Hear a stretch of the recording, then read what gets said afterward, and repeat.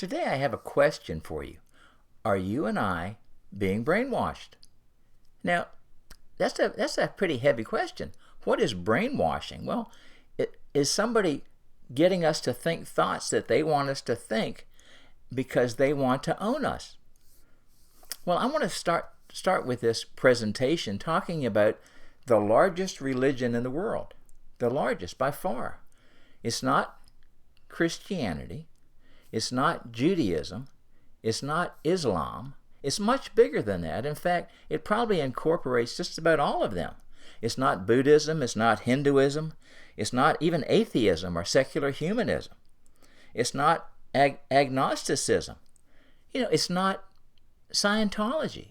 It's not the Mormon faith. It's none of those. But yet all of them are part and parcel of this religion. This religion was only started in around 1910. And from 1910 until now, 106, 107 years later, it's become the largest religion in the world. However, most people don't even know they're part of it. Did you know that almost every home in America supports this religion? This religion has become the number one religion in the United States by design. It was created to become the number one religion in the United States. You're force-fed this religion every day. You don't even know it.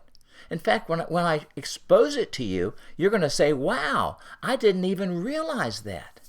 It doesn't matter how strong your faith is, whether you believe in Buddha or whether you believe in the Hindu gods or whether you believe in Jesus Christ or whether you believe in Mohammed. It doesn't make any difference. It doesn't matter.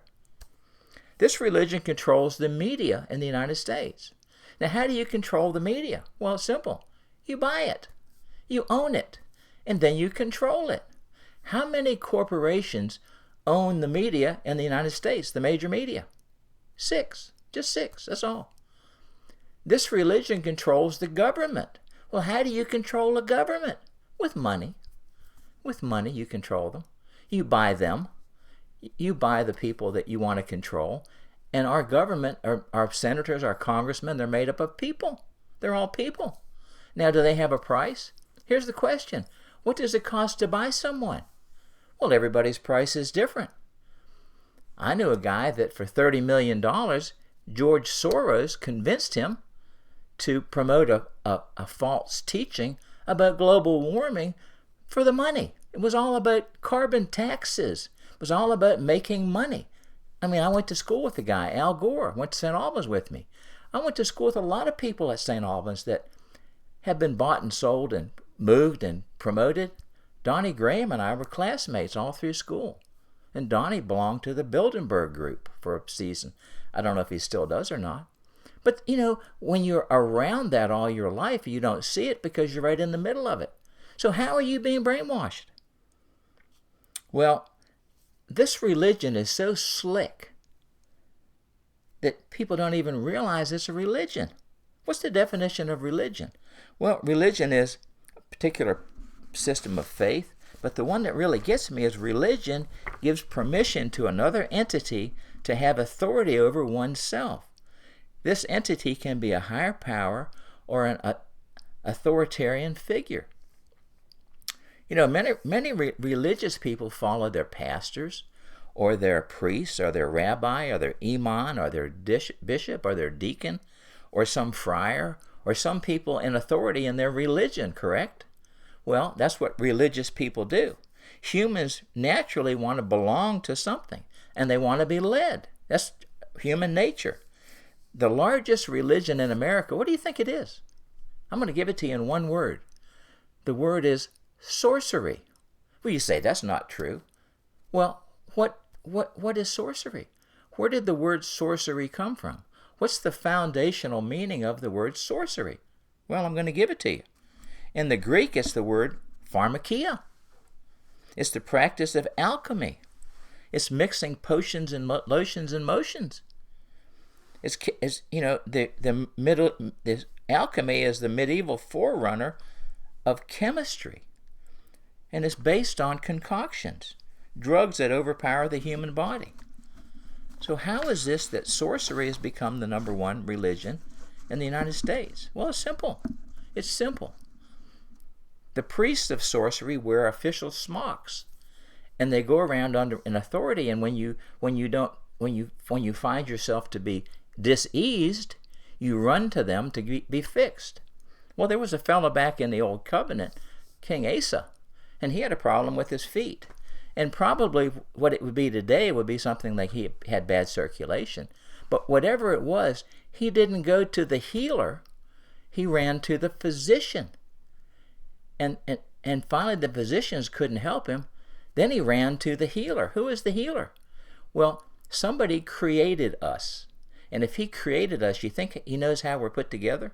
He probably does. And the book says that there's everything in the earth to fix what he created. It says, from the dust of the earth came us. Well, everything that fixes us is in the earth. We don't need some lotions and potions and stuff, concoctions, to make us better. Because concoctions are a form of witchcraft. Think about that. Sorcery is witchcraft. Now you say, well, I'm not a sorcerer. I'm not into witchcraft. Do you take pharmaceutical products? Do you take things that overpower your body? When you have a problem, do you run to the doctors, quote unquote doctors? There's an interesting book, The Great Physician's RX. Well, that book's a lie, because the great physician is not people in white suits and white robes. Do you know that in 1910 something happened? The petroleum industry came into being. And do you know that most of the pharmaceutical products today are petroleum based? Did you know that? You probably didn't know that. Did you know that the average home in America has 29 pharmaceuticals?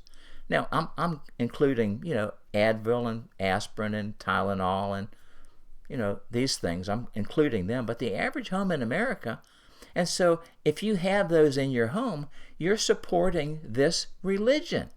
Now, is there a better way? Well, here's what we're taught. We're taught that after World War II, we have this great longer life because of the medicines and the doctors that we run to. That's a lie. That's an absolute lie. Do you know what happened before World War II? People took a bath usually once a week.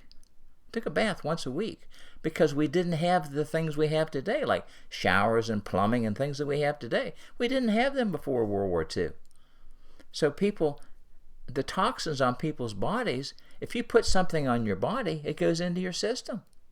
So if you don't clean yourself, guess what happens to all the toxins in your body? They go back into your body and become more toxic. So now we take showers, we take baths, we stay clean. That's what's changed the length of life in the human body. Now, look at the food we eat. Well, before World War II, we didn't have the abundance of food that we have today. We didn't have the economic prowess that we have today. We didn't have that. So now we're eating better and we're staying clean. It's not about the pharmaceuticals. It's not about the pharmaceuticals, because sorcery doesn't make you live longer. Think about this. If you're extremely healthy and you're not getting sick, do you need to run to the doctor? No, you don't. But we have a different mindset. We expect to be unhealthy. I mean, even people in our own family, they talk about when they're unhealthy. When they are, well, they're talking about it.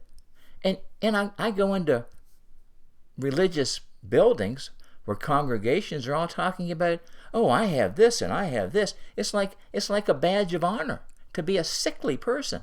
It's not a badge of honor. A badge of honor is being healthy, vital, and full of life. At my age, I feel like I'm 40. I don't want to be one of those unhealthy ones that talks about their sickness all the time, because whatever your mind is on, that's where you're going to go. Whatever your mind is on, where you're going to go. But you don't understand. We have all these problems. There's a word that you may not have heard of. It's iatrogenic disease. You look it up. Iatrogenic disease. So I want to make you aware of this, that you need to run to the healer. 2,000 years ago, the healer was beaten, and by his stripes you are healed. It says in the book of Isaiah.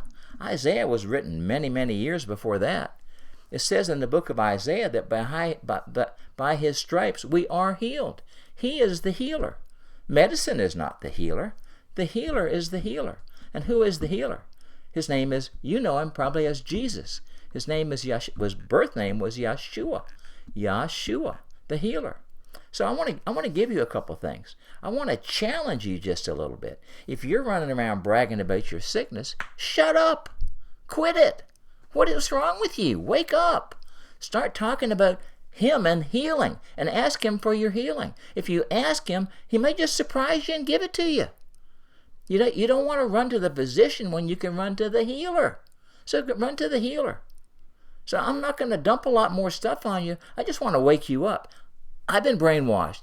You've been brainwashed. We're being brainwashed. You turn on the TV set at night, and all the commercials are about this drug and that drug and that drug, and then little tiny words of side effects, because poisons have side effects. And every pharmaceutical product that has to be prescribed by a physician is called a controlled substance. And every one of them, before they are designated as controlled substances, they have to have a kill rate. So iatrogenic disease, look it up. 350, 400,000 people die a year from iatrogenic disease. That's a statistic. Look it up. And if you're in the religion of sorcery, step out of it and start going towards health. I'm going to produce a whole series of videos now to get you healthy if you want to be healthy. But if you want to glory in your infirmities, hey, you're going to keep them. So let's get healthy together. Let's get vibrant together. Let's get youthful together. And let's lead people to the healer together.